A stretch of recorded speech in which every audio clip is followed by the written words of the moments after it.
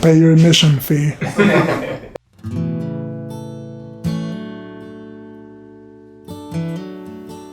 In a log cabin south of Ronan in the summer of 1945, a cowboy was born.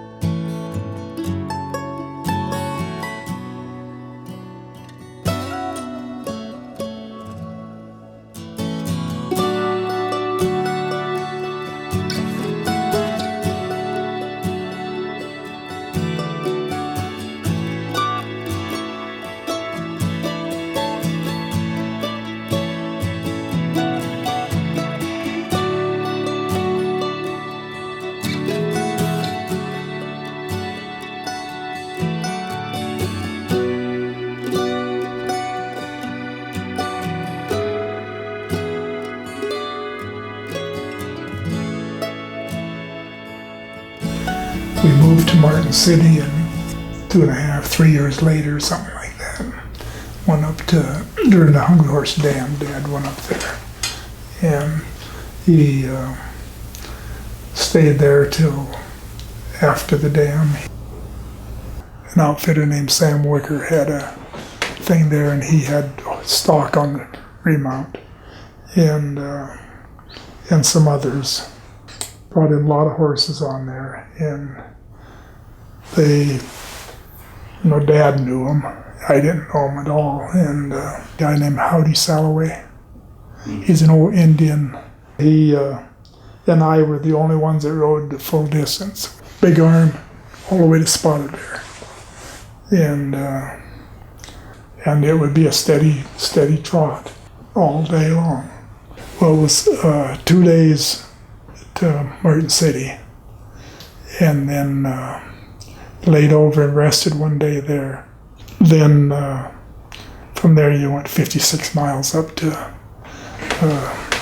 the Diamond R Ranch is where that was Sam Wicker's place at that time. After we sorted everything out, and then when we finished it all up, they gave me a ride back to Martin City and kicked me off where the highway leaves town and said, "Go for it, man." And I thought I was a real cowboy. Moved back here. Well, they bought the place we were living on, where the ranch is, in 52, I think it was. He said he bought it. And then we moved back in 55. So I was 10 years old when we moved back. It must have been September or somewhere there, because we started school in Ronan, and all we had for shoes was kind of a big work boot type thing. And anyway, at lunch hour, when they were going to play football, and this one kind of a kid that thought he was more on top of everything than the rest of us. He said, "Well, the kid with the big boots can't play." 4 or 5 brothers, you don't get away from not fighting. And it ended up, before the lunch hour was done, I was playing football with them. And I could be on anybody's team I wanted to. Anyway, we would come down on weekends and clear and work on the place here, because it was all thick timber. But when Dad bought it, well, then he bought a D8 cat that they'd used to clear the reservoir itself. He'd push everything over one way. He'd go one way and push it this way, and he'd push stuff this way. And then he windrowed all them into piles. Then one evening, just before dark a while, made us all a torch. I remember he said, okay, and we run around there lighting fires like you couldn't believe. I guided a butterbutt bear. Is that what you're trying to get out of me? Back at that time, he had a camp up in the head of the canyon, and then one down at the river. In Holbrook? At Holbrook, yeah. We went and we spent, I don't remember, a couple of days or something at camp up at the head of the canyon, and then we moved down to the river for a couple of days. And then we were going back, and Dad and Mom and I took the pack stuff, you know, and two of my brothers were guiding hunters, and they were going to guide them up. When we got back up to the camp, here the bear had been in the camp, and Mom had a thing of margarine, a case of it, and a case of regular butter. And he wouldn't eat the margarine, but he ate all of her regular butter. So, you know, we noticed it when we got there, and we had about 6 inches of fresh snow. And Dad was busy, and he told me, well, he said, take the gun and see if you can find the bear. So I started tracking it, and How old were you there? I was 12. And I started tracking it, and it went up and, you know, pretty steep above me. So I thought I was aiming pretty good, and I thought I shot right here. And I squeezed it off, and anyway, it came out of that tree and down the hill at me, like just right now, you know, and I thought it was after me. And I kind of was running backwards. I'll admit I was maybe slipping a little slop back there, I don't know. But no, I'd run backwards kind of because it was running down at me. And I fired again, and I don't know how well I aimed that time. And I just happened to be in his way as he was going down, and I thought he was going to eat me up. Just kind of run over the little bit of a ravine there and just dropped. And then I was pretty nervous about going up to him, and then Dad hollered, I could hear him. And I had, damn, I got it, but I hadn't got up to touch a bear yet. But I did, and I knew I had to be there doing something before Dad got there. So you had Holbrook at that time, then you bought Murphy's, then you bought Talkie's old camp, which at that time was owned by DeLeo. Yeah. Then you bought Gary Abbey's camp out a few years later. And then you bought out Mike Smith. It was the last one. So at that point, you had bought all of the river outfitters pretty much, from Gordon to Holbrook. Big Salmon, really. Oh, yeah. All I could tell you, to be honest, that it was quite a few times around the world. And because I had figured, and I thought I was being kind of you know, fair about it, because, you know, some days you don't ride as far. Some days you ride twice that far. There would be over 10 times around the world, I know that. Okay. And one of your worst wrecks on a horse was just a few years back. You had to get life flighted out. I don't know. I was thinking. That's just because I'm a wuss. I Back thought. in the old days, I would have just rode out. Do you remember wrecking on the airstrip? Took you forever to come back, and I was getting all worried. I was probably about 15, and then you came back all bloody and your glasses all busted up because she flipped over on you.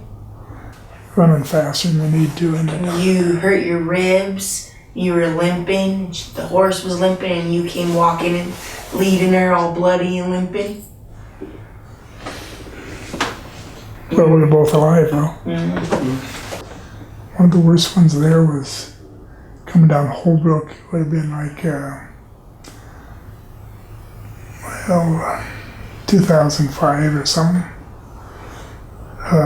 Just a year after the burn, when we was going along, it's a pretty steep side hill, but when it burns off, it burns all the duff and everything in the trail, and so you don't have no footing at all. A little log maybe so big, it's, the tip of it was still in the trail.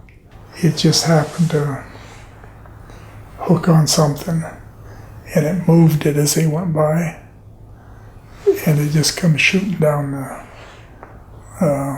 the hillside like a bullet, and right under my pack string, and shoved them off the trail, and they went down the hill, and I don't remember, I had probably 8 or 9 mules, and they went down, and some of them went all the way to the creek. They had broke apart and everything, and then here come Monty. He was behind me. He come around the corner there, and so he tied his string up real quick and just run down to help me.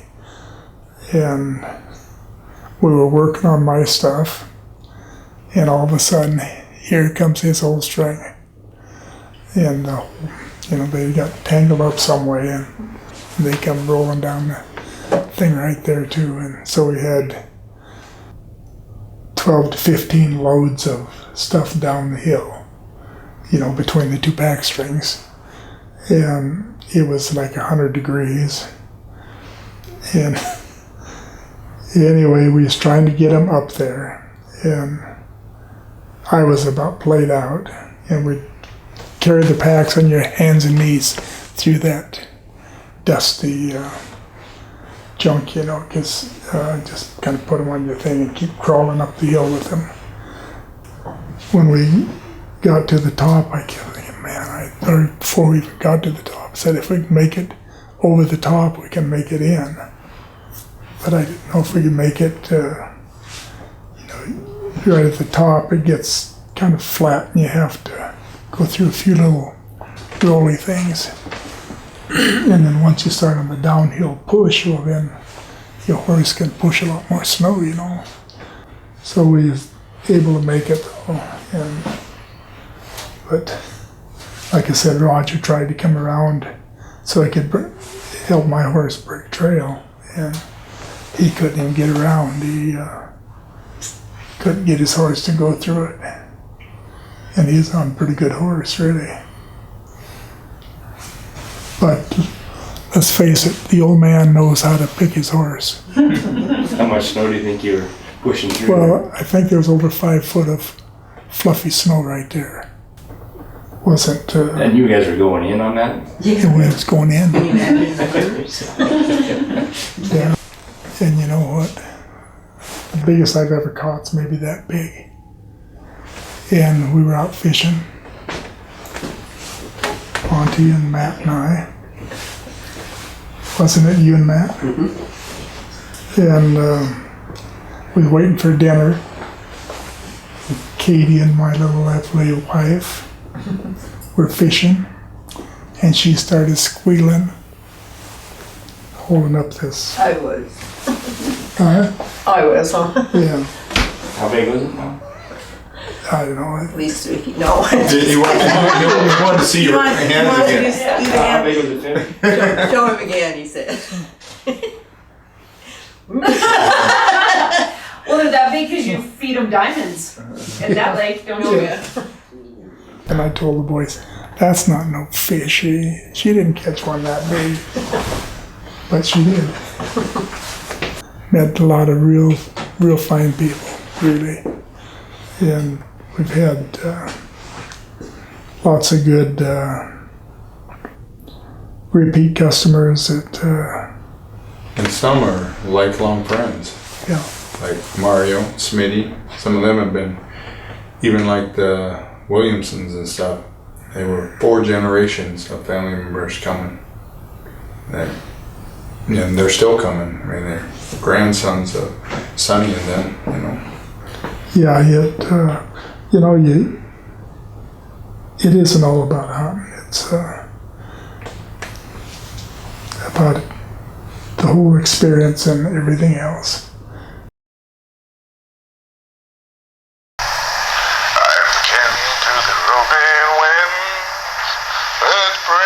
the northern end. Along that mountain trail I'll take my stand. Well, the bears are big and bold, and the nights are always cold.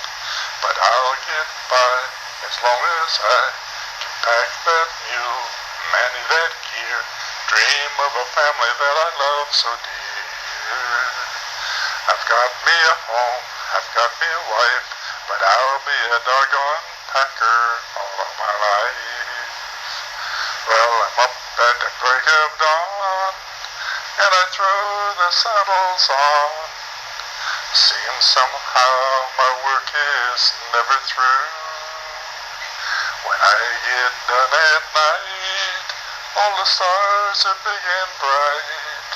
I guess that's sort of what you're used to when you pack that mule, manage that gear, dream of a girl that you love so dear. I've got me a home, I've got me a wife, but I'll be a doggone packer all of my life.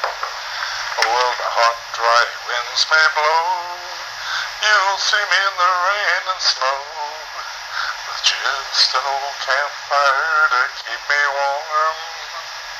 And I'll move my string along, and I'll greet them with a song. As long as I can pack that mule, manage that gear, dream of a girl that I love so dear. I've got me a home, I've got me a wife, but I'll be a doggone packer all of my life, all the rest of my life.